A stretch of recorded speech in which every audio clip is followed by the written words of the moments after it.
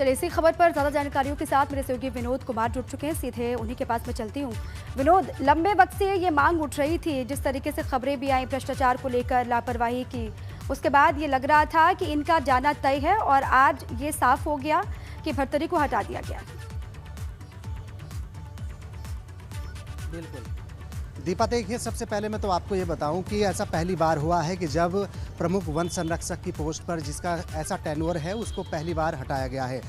तमाम आज bumper transfer forest department के हुए हैं। 34 बड़े अफसर इसमें आज इनके तबादले किए गए हैं और सबसे महत्वपूर्ण ये है कि आज PCCF यानी प्रमुख संरक्षक उत्तराखंड राजीव भरतरी को भी हटा दिया गया है।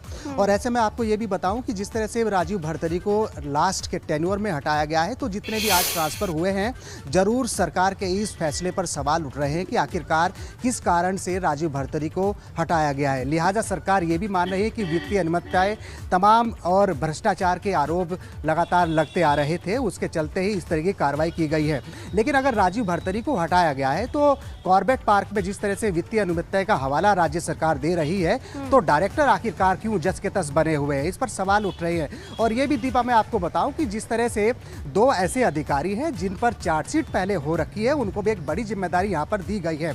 सरकार के इस फैसले से और जो ये फॉरेस्ट डिपार्टमेंट के बड़े ट्रांसफर यहाँ पर हुए हैं, उस पर सरकार की मंशा क्या होगी, इसके पीछे कोई कारण जरूर पता नहीं चल पा रहा है। लेकिन वित्तीय अनियमितताएं और भ्रष्टाचार का हवाला राज्य सरकार की ओर से दिया गया है। लेकिन ऐसा मैंने आपको ये भी बताया कि पहली बार ऐसा हुआ, यानी करीब 21 साल उत्तराखंड को बने हो गए हैं और उससे ठीक पहले ऐसा नहीं हुआ कि जब राजीव भरतरी हो या फिर तमाम अन्य ऐसे अधिकारी जो लास्ट के टेन्योर में चल रहे हैं, यानी प्रमुख वन संरक्षक उत्तराखंड की ऐसी पोस्ट है जो लास्ट के टेन्योर में होती है, और उसमें पहली बार इस बार इतनी बड़ी पोस्ट से एक अधिकारी को हटाया गया है। और एक मंशा सरकार की ये भी होगी कि जिस तरह से आरोप सरकार लगा रही है कि वित्तीय अनियमितताएं होंगी या भ्रष्टाचार के आरोप होंगे, कॉर्बेट में को लेकर एक दीवार में भ्रष्टाचार हुआ है, वित्तीय अनियमितता पाई गई है, तो आखिरकार एक बड़े अफसर पर तो जरूर कार्रवाई राज्य सरकार ने की है, लेकिन जिम कॉर्बेट के निदेशक पर ऐसी क्या मेहरबानी राज्य सरकार की है कि उनको जस